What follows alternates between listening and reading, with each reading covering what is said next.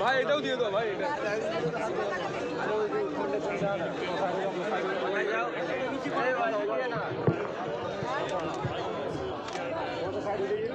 ওরা ফোনটা নিচু করো দাদা, ফোনটা নিচু করো। হ্যাঁ এরকম ঠিক আছে।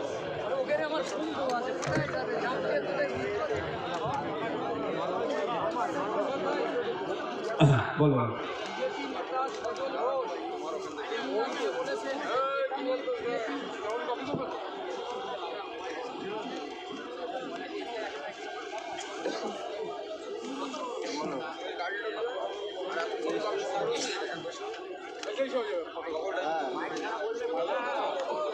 মাইকম্যান যেটা আছেন বাইরের মাইকগুলোকে অফ করে দেন, শুধু সাউন্ড বক্সকে রাখবেন।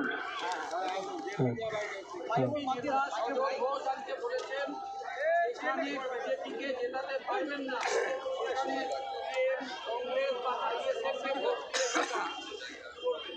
না, এটা দিয়ে কি কোশ্চেন আমাকে করছেন বলুন? আমার কি কোশ্চেন, আমাকে কি জানতে চাইছেন এটা থেকে বলতে হবে তো। মানে আপনার মতামতটা জানতে চাইছি, এই নিয়ে আপনার মতামত। দেখুন, সজাল বাবুর কথাই আমাকে ভোট দেওয়ার থেকে আমি বলবো দেবেন না কেউ আমাকে। আমি আমার স্পষ্ট কথা যা হিসেবে কথা বলছি। আমাদের বার্তা হচ্ছে সজল বাবু আর শুভেন্দু বাবুদের সাথে সাথে মমতা ব্যানার্জি, অভিষেক ব্যানার্জিকে হারানো। আমরা শুধুমাত্র মমতা ব্যানার্জিকে হারাবার শপথ নিচ্ছি না, আমরা আপকামিং ইলেকশনে মমতা ব্যানার্জি তথা তৃণমূল কংগ্রেস, শুভেন্দু অধিকারী, সুকান্ত মজুমদার তথা বিজেপিদেরকে হারাবার কথা বলছি।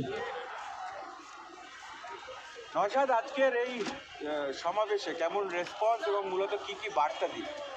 দেখুন, আমাদের বার্তা এক একটা বক্তা এক এক বিষয়ে দিয়েছেন, এক এক বিষয়ে চর্চা করেছেন।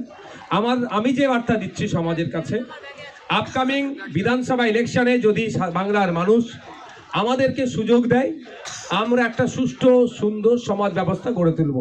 যে সুষ্ঠু সুন্দর সমাজ ব্যবস্থায় আনিসের মতো ঘটনা ঘটতে দেবো না, তিলোত্তমার মতো যে ধরনের ভয়ঙ্কর ঘটনা ঘটতে দেবো না, তামান্নার মতো এই ফুটফুটে বাচ্চাদেরকে এই দুর্ঘটনা ঘটতে দেবো না। সর্বোচ্চ চেষ্টা করব নারী পুরুষ নির্বিশেষে প্রত্যেকের যে নাগরিক অধিকার আছে সেটা মাথা তুলে পাবে।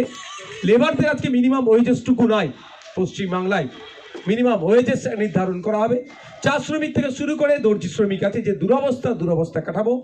স্কুলে শিক্ষক থাকবে, হসপিটালে ডক্টর থাকবে, গণপরিবহন ব্যবস্থা যে আজকে ধ্বংস হয়ে গেছে সেটা থেকে আমরা ফিরিয়ে নিয়ে আসবো। সাথে সাথে না আমাদের লাইফস্টাইল যে দুরবস্থা চলছে এটাও আমরা পরিবর্তন করার চেষ্টা করবো। এক কথায় বাংলার মানুষের শিক্ষা, স্বাস্থ্য, কর্মসংস্থানের মান উন্নয়ন আমরা করবো। আপনি বার্তা দিচ্ছিলেন,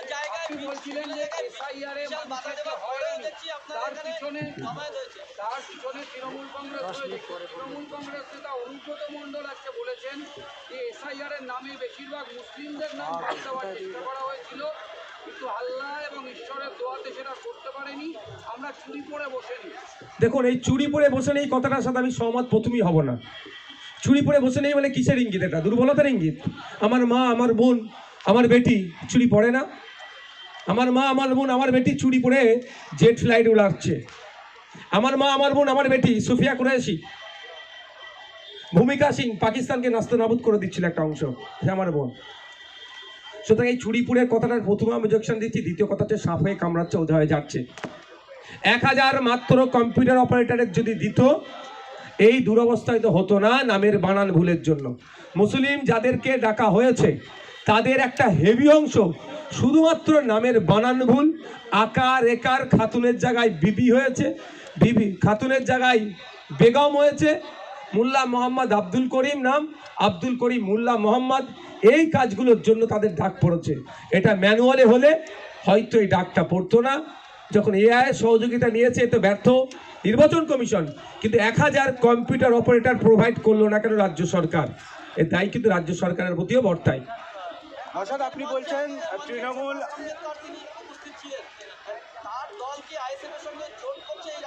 দেখুন, জোট করাটা পরের প্রসঙ্গ, তার দলটাও পরের প্রসঙ্গ।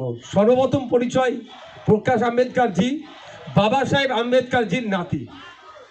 যে বাবা সাহেব আম্বেদকর আমার আপনার হাতে 2 বছর 11 মাস 18 দিন অক্লান্ত পরিশ্রম করার পর একটা সংবিধান তুলে দিয়েছে। সেই সংবিধান আছে বলে আমি আজকে বুক ঠুকে বলছি, আমার বাড়িতে হিয়ারিংয়ের নোটিশ আসার পর আমি আতঙ্কিত নয়, বিকজ অফ আওয়ার কনস্টিটিউশনাল পাওয়ার। ওখানে আর্টিকেল 326 আমাকে ভোটদানের স্বাধীনতা দিচ্ছে। এই হচ্ছে বাবা সাহেব আম্বেদকরের দেয়া সংবিধানের। সুতরাং তার পরিবারের একজনকে নিয়ে এসে আমরা এটা বাংলায় এই মুহূর্তে আজকে সাংবিধানিক সংকটের দিকে দেশ রাজ্য এগিয়ে যাচ্ছে। বিরোধী কণ্ঠ কথা বলতে দিচ্ছে না, মিটিং হচ্ছে ইচ্ছাকৃতভাবে 20 তারিখকে কেটে 21 তারিখে নোটিশ পাঠাচ্ছে হিয়ারিংয়ের। এমনি হিয়ারিং নিয়ে মানুষ আজকে চিন্তিত, প্রচুর ডকুমেন্টস আছে। 20 তারিখ ডেট হয়েছিল, কেটে 21 তারিখ করেছে, প্রচুর ডকুমেন্টস আছে। আমি জাস্ট দুটো আপনাদের দেখান, আপনারা অবাক হবে। মানে কি এই প্রোগ্রামে না আসতে পারে, বিভিন্ন জায়গায় আতঙ্কের পরিবেশ তৈরি হয়েছে। দেখুন 20 তারিখটা কেটে 21 তারিখ করে দিয়েছে। 20 প্রিন্ট হয়ে এসেছে, 20 জানুয়ারি 2026 প্রিন্ট হয়ে এসেছে, পেনে কেটে 21শে জানুয়ারি করেছে।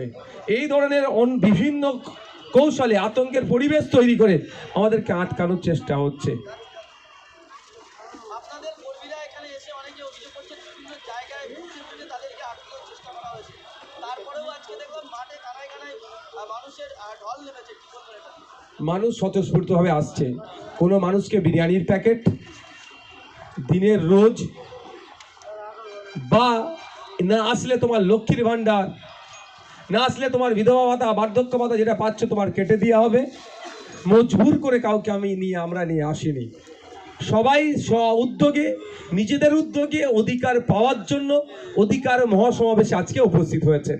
আমি প্রত্যেককে ধন্যবাদ জানাবো যে নানান বাধা বিপত্তিকে উপেক্ষা করে যে হাজার হাজার মানুষ এখানে উপস্থিত হয়েছে। এই শহীদ মিনার ময়দানে যে পরিমাণ লোক ছিল এর কয়েক গুণ বেশি লোক কিন্তু বাইরে, অর্থাৎ এখানে ঢোকার তারা জায়গাই পায়নি।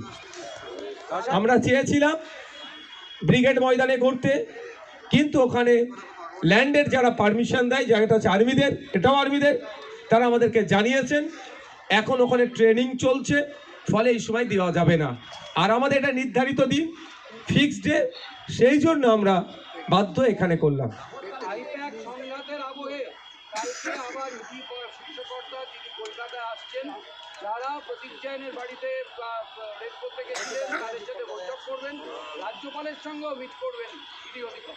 নির্বাচন আসলে কেন্দ্রীয় এই সংস্থাগুলির তৎপরতা বেড়ে যায় বাংলার মানুষকে বোকা বানানোর জন্য।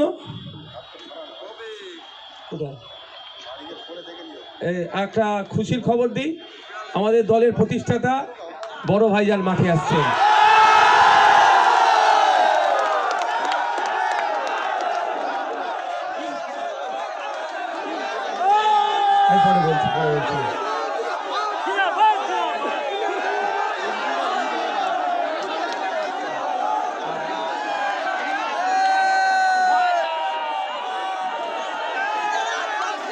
এই বাবা, ওটা কি হচ্ছে? পতাকাটা দিয়ে দাও, পতাকাটা দিয়ে দাও, পতাকাটা দিয়ে দাও। ঠিক আছে, আস্তে আস্তে আস্তে আস্তে আস্তে আমি দিয়ে দিচ্ছি, দাঁড়াও দাঁড়াও, আমি দিচ্ছি, দাঁড়াও, তুমি ছাড়ো ভাই। এই ইটিভিটা কার? ইটিভি, এই আমি দিচ্ছি তো ভাই, বলছি দাঁড়াও না, কেন নামো, তুমি নামো ভাই। ইটিভি কার আছে? দাঁড়াও, আস্তে আস্তে। জিএসটিভি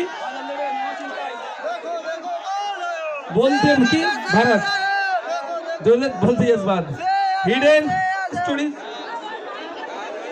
প্রতিবাদী রাইট, রাজ্য, না না, কার কোনো চ্যানেলকে এরকমভাবে করবেন না। জি10 নিউজ বাংলা। আচ্ছা, বড় ভাইজান আসতে আপনারা তো কোনো কোশ্চেন করতে পারেন।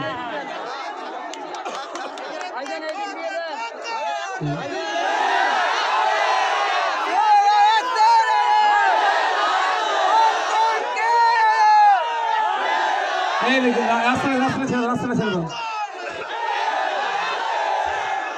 বাইরের মাইক টেবিল চালিয়ে দাও। देखो देखो कौन आया देखो देखो कौन आया देखो देखो গেটটা ছেড়ো, গেটটা ছেড়ো, গেট ছাড়ো, গেট ছাড়ো। देखो कौन आया देखो গেটটা देखो ছেড়ো, कौन आया উপরে উঠো, উপরে উঠো, উপরে উঠো। देखो देखो कौन आया,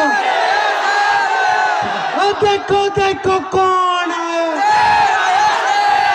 बोलो भाई उपस्थिति के भाई जिंदाबाद, बोलो भाई उपस्थिति के भाई जिंदाबाद, बोलो भाई जिंदाबाद। देखो देखो कौन आया, देखो देखो कौन आया। बोलो भाई जन स्वागतम, बोलो भाई जन स्वागतम।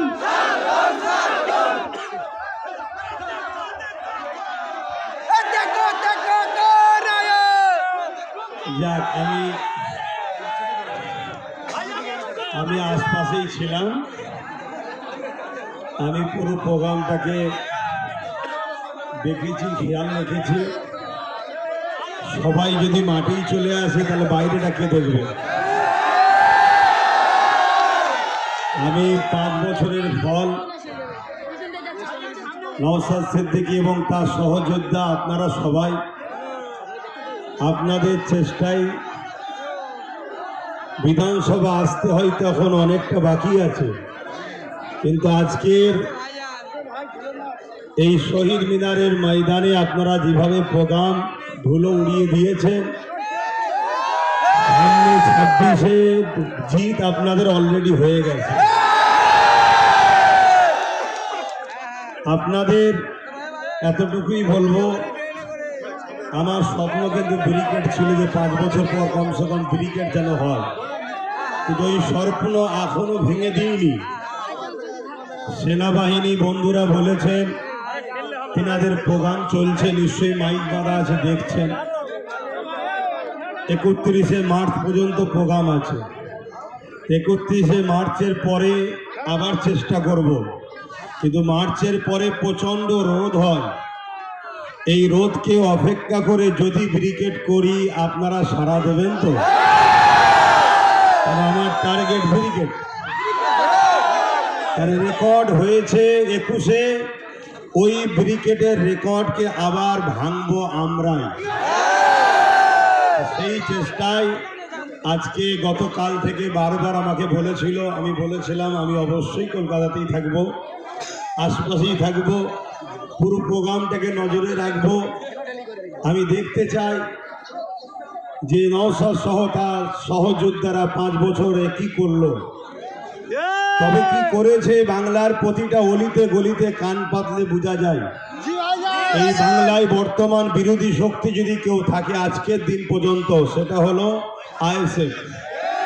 মিডিয়াতে হয়তো অন্য কাউকে বিরোধী শক্তি বানানো হয়, কেন রাজ্য সরকার বলেছিলেন তো বিজেপিকে ফন্ডে নিয়ে এসে লড়বো, তাই বিজেপিকে বিরোধী হিসাবে দেখানো হয়, কিন্তু হাকিকাতে বিরোধী বিজেপি নয়। তাই এই সরকারের পতনের পরে যে গভর্নমেন্টটাই বাংলায় হবে সেই গভর্নমেন্টটার নাম হলো আইএসএফ।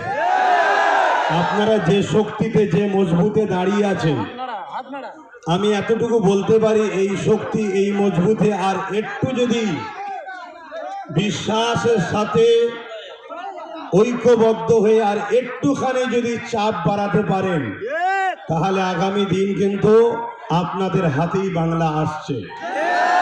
তো যাক, আমি আপনাদের এই প্রোগ্রাম দেখেছি, সবই খুব ভালো লেগেছে। আপনারা এভাবে এগিয়ে যান।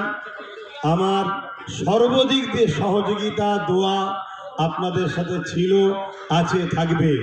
আমরা ভারতীয়, ভিক্ষা নয়, অধিকার চাই।